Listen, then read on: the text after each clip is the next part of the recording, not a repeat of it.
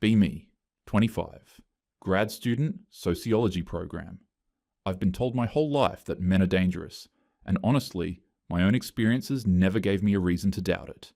It started with my mom, single mother, raising me alone after my dad left when I was barely 5. Every fight they had before the divorce, she framed as proof. Men lie, men cheat, men run. She'd always say, never depend on a man, they'll let you down every time. That was her mantra, and then my own dating history just poured gasoline on that fire.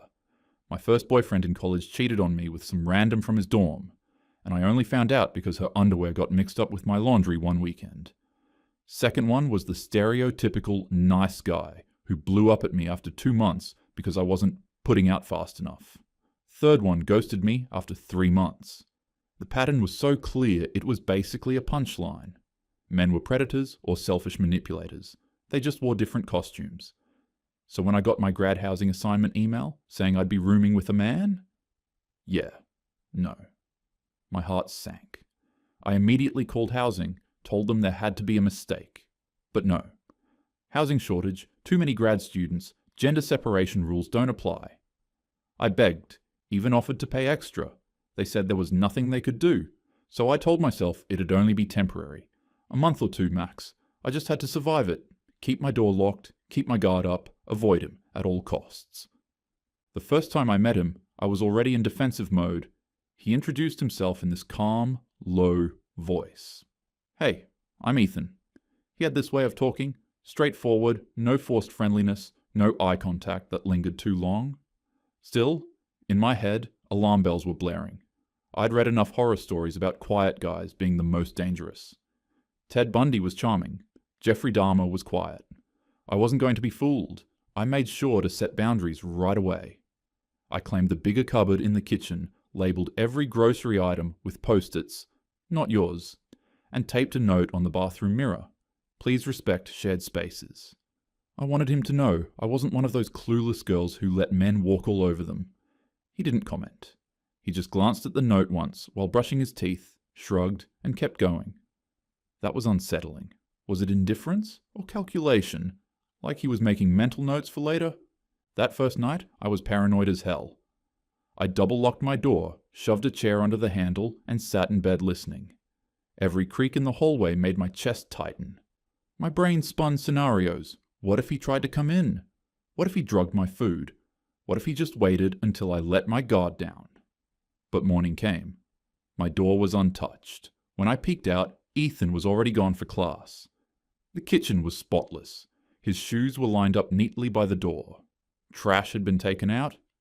Weird. I told myself it was all an act. That's what predators did. They played nice until they saw an opening. A few days later, I had my first confirmation. I heard metallic rattling right by my door one night. My chest started pounding. I grabbed my lamp, ready to swing, thinking this is it. He's trying to break in. I yanked the door open, ready to scream, and saw Ethan crouched down with a screwdriver. "What the hell are you doing?" I snapped. He looked up, a little startled. "Oh, the hinge on your door squeaks. I was just tightening it." I froze, lamp in hand, face burning. He was literally fixing my door. Still, I couldn't admit I'd overreacted. "Don't sneak around my door like that," I said, trying to sound firm. "Yeah, sorry. Didn't mean to freak you out," he said simply, stood up and walked away. No snark, no smirk, just fixed it and moved on. That was almost worse than if he'd made some comment, because in my head, men were supposed to fight back, push boundaries, test limits. Instead, he just respected mine. By the end of the first week, my brain was tangled. I thought I'd be dodging dirty laundry piles, wiping up after his messes, or swatting away creepy remarks. Instead, Ethan was basically invisible. He went to class, came home, cooked quietly, cleaned up, and disappeared into his room. And that annoyed me, because if he wasn't doing the stereotypical guy stuff I expected, where was my proof? Where was the evidence that I was right about men being terrible to live with? I kept telling myself it was only a matter of time. The mask always slips eventually. It had to. By the start of the second week, I had a whole list of things Ethan had done wrong. Except if I actually looked at it, none of them were really wrong. They were just male, Like one afternoon, I came home from campus and heard the dryer running. I opened it and saw his clothes still inside. Jeans, t-shirts, some gym stuff. My first thought, of course. He expects me to move it for him. I rolled my eyes, muttering to myself about male entitlement, and went back to my room. But the next day, when I forgot my laundry in the dryer for almost 2 hours, I came out to find it folded neatly in a basket outside my door. I just stood there staring at it. He didn't say a word about it. No note, no, you're welcome, nothing. Just did it and went on with his day. It made me irrationally angry, because I couldn't figure out his angle. Was he trying to score nice guy points? Was it passive-aggressive? Who does something like that with no commentary? Later that week, we ended up in the kitchen at the same time for the first time. I was making pasta. He was chopping vegetables. It was awkward, the kind of silence where you can hear every clink of the knife against the board. Then he asked, "Hey, what time do you usually cook? I can try to work around it so we're not tripping over each other." I froze. In my head, that question sounded controlling, like he was scheduling me. I gave him this tight smile. "You don't have to work around me. I can handle sharing a kitchen." He blinked. "Okay, I just didn't want to bother you." Then he turned back to his cutting board like nothing happened. No defensiveness, no snark, just genuine neutrality. And somehow, that irritated me even more. The next day, he left a note on the fridge. "Out of eggs. I'll grab some later. Let me know if you need anything." I stared at it for a full minute, trying to decide if that was a subtle way of reminding me to contribute, or if he was just being decent. I couldn't tell anymore. That night, around 11 p.m., I heard movement in the hallway again. My stomach tightened automatically. Not this again. I peeked through the crack of my door and saw him standing on a stool, changing the smoke alarm batteries. When he noticed me, he startled. "Oh, sorry. Didn't mean to wake you." I muttered something about it being fine and shut my door quickly, but my face was hot again. Why did he keep doing that? Fixing things, quietly, like some sitcom dad. It was making it really hard to hate him. The next morning, I called my mom while walking to class. She immediately went into protective mode. "Sweetie, I don't like this," she said. "Men act polite until they don't. That's how they get you to drop your guard." "I know," I said, automatically, but it sounded weaker this time, like even I didn't believe it. Then later that day, my best friend from undergrad, Jess, FaceTimed me while I was cooking. I must have glanced toward the kitchen door because she squinted. "Wait, is that your roommate?" she whispered.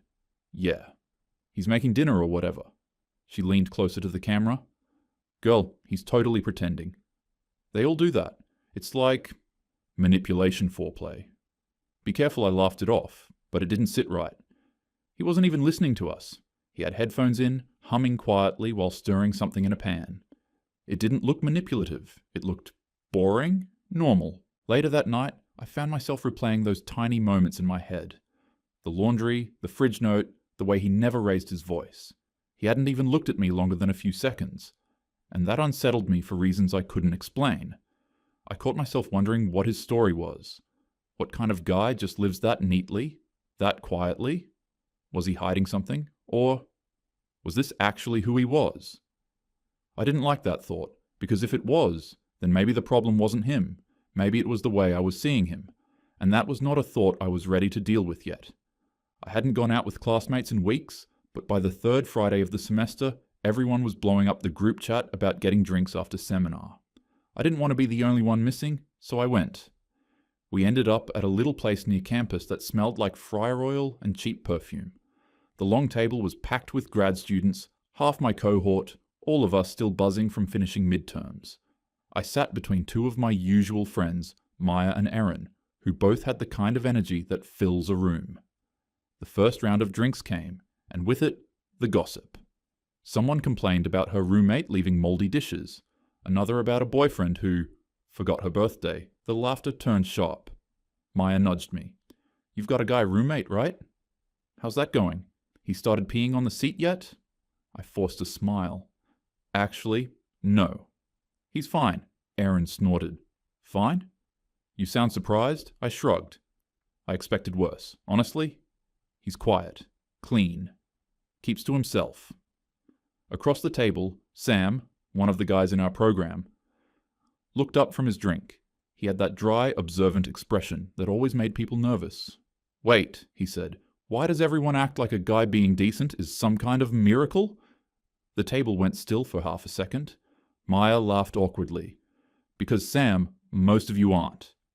Sam smiled, but it didn't reach his eyes.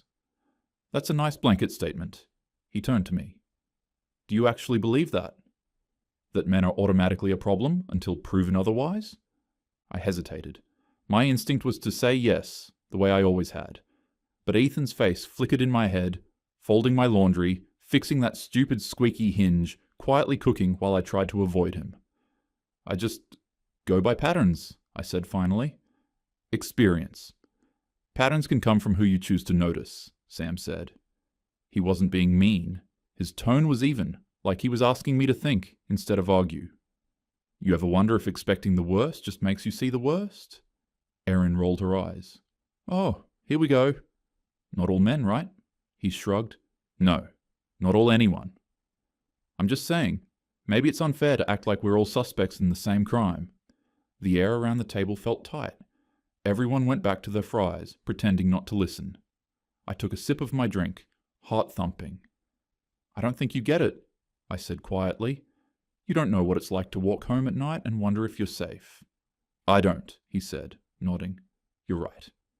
But I do know what it's like to have people assume the worst about you before you open your mouth."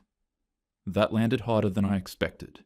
He didn't push further, just leaned back and changed the subject to the new campus cafe. The conversation loosened up again, but I barely heard it. When I left later, the air outside was cold enough to sting. I walked home, replaying the exchange over and over. Sam hadn't raised his voice, hadn't tried to embarrass me. He'd just asked a question I didn't know how to answer without contradicting myself. When I reached the apartment, the hallway light was off. I unlocked the door as quietly as I could. The place smelled like garlic and butter. On the stove sat a covered pan with a sticky note. "Made too much pasta. Help yourself if you're hungry." I stood there for a long time, holding that note between my fingers. He didn't owe me that. He didn't even know I'd skipped dinner. I sat at the counter, eating a few bites straight from the pan, feeling something I hadn't felt around a man in a long time. Unguarded. Sam's voice echoed in my head. Maybe it's unfair to act like we're all suspects in the same crime. I wanted to argue with it. I really did. But I couldn't find the words. Then something happened that really made me question everything I believed my whole life. The strange thing was, in the days leading up to it, things had almost started to feel normal. Not comfortable, just less tense. Ethan and I had fallen into some kind of quiet rhythm. He cooked, I cleaned. We kept to ourselves. I wasn't relaxed exactly, but I wasn't watching my back every second either. Still, something in me stayed alert, that low hum of suspicion. I'd catch myself thinking, don't forget he's still a man. Just because he hasn't done anything doesn't mean he won't. Then I got the call. It was a Thursday night. I was sitting at the kitchen table, hunched over my laptop, editing citations. My phone buzzed. Aunt Rachel, she never called. I answered immediately. Her voice was shaky. "Sweetheart, your mum's been in an accident." My stomach dropped. "She's okay, stable, but they're taking her to county hospital. Might need surgery. They said if you can get there tonight, you should." My mom had been having weird spells for weeks. Dizziness, fatigue. She kept brushing it off, saying she was just tired. Now this. I started shaking. I grabbed my bag, keys, and phone and started calling Maya, voicemail, Erin. Nothing. Jess. Straight to missed call. They'd all told me, "Call me anytime. I'll always pick up." I believed them. When I got to the third unanswered call, I started crying. Quiet at first, then heavier. The kind that chokes in your throat and doesn't feel real. That's when Ethan's door opened. He stepped out, earbuds around his neck, brows drawn. "Hey, what happened?" I tried to wipe my face, but I was shaking. "My mom. Car accident. She's in the hospital, county. They said she might need surgery. I don't know how to get there." He looked at his phone, then back at me. "That's like 2.5 hours. I nodded, panicked. "Yeah, I'm trying to find a bus or something." "I'll drive you," he said, grabbing his jacket. "What?" "No, you don't have to do that." "I know. Come on." Let's go. He didn't wait for debate, he just moved. We were on the road in under 10 minutes, the dashboard lit up dim blue and the wipers working against a fine drizzle. I sat stiffly, hands clenched in my lap. My head was still spinning. About 20 minutes in, I broke the silence. Why are you being so nice? He didn't take his eyes off the road. What do you mean? I mean, what's your deal? What's the angle here? He glanced over, then back. No angle. You needed help. That's not how people usually work. He gave a small laugh, but it wasn't sarcastic. Maybe not the people you're used to. I hesitated. Seriously though, why? Why just drop everything and drive me across the state? He let that hang in the air a second before replying. You live in my space. We're not strangers. If something bad happened to you and I did nothing, I'd feel like garbage. That's it. No secret plan, no payoff. Just basic human decency. I didn't know what to say. The way he said it, not defensive, not dramatic, it landed harder than any argument. At the hospital, everything felt too bright and sterile. Nurses ushered me through. My mum was groggy but alert. Broken arm, mild concussion, stitches. When she saw me, her eyes welled up. You came, she whispered. Of course I came, I said, holding her hand. How are you feeling? She looked past me, noticing Ethan lingering by the door. Is that the young man who drove you? I nodded. She blinked, surprised. That was very kind of him. That's rare then to Ethan. Thank you, sweetheart. You didn't have to do that. He gave a small nod. Glad she got here safe. After that, he quietly handled everything. Parking, vending machine coffee, tracking down forms I didn't know I needed. He never hovered. He just stayed nearby, like this calm backup generator that kept everything running while I was short-circuiting. Around 2 a.m., when my mom finally fell asleep, I sat in the waiting area, completely drained. He was there too, stretched out in a chair, jacket folded under his head. My phone buzzed. Maya. OMG, I'm so sorry. I just saw your call. Are you okay? Aaron. Hey. Missed your call earlier. Everything all right? I stared at the screen. They'd said always, but when I needed them, they weren't there. Ethan, the guy I'd once labeled a threat, was the one who dropped everything. No delay, no excuses. I still can't believe you did all this, I said quietly. I still can't believe you're surprised, he said back. I looked over at him, not afraid, not suspicious, just quiet and grateful. No one had ever shown up for me like that. A week after the hospital trip, life slipped back into something that almost felt normal. My mom was recovering fine, Ethan was back to his quiet routines, and the apartment felt steady again. Then the email came. Subject: rooming adjustment. Per your previous request for a female roommate, we've arranged for your current roommate to be reassigned to Block C next week. I just stared at it. I'd forgotten I'd even filed that complaint the first week, back when I still slept with a chair wedged under the doorknob. When I looked up, Ethan was standing in the doorway, phone in hand. They just told me about the move, he said. Guess it's because you weren't comfortable? His voice was neutral, not hurt, but it still made my stomach twist. I'm sorry if I made it weird. I opened my mouth, closed it again. No, you didn't. It's fine. Maybe it's better this way. Safer for both of us. He gave a small nod. Yeah. Probably then, he smiled, polite, easy, and went back to his room. For the next few days he packed little by little, boxes stacked by the door, the hum of tape ripping. I kept pretending it was nothing. When he cooked, I waited until he was done. When he was in the living room, I stayed in my room. It felt like rewinding to the first week, except this time the silence hurt. The morning he left, I found him tightening the strap on one of his boxes. Need help? I asked. He shook his head. Got it. Elevator's open if you want to hold the door? I did. We rode down together in silence. At the curb, he turned. Take care, okay? Yeah, I said, forcing a small laugh. Guess it'll be nice not tripping over each other. Guess so.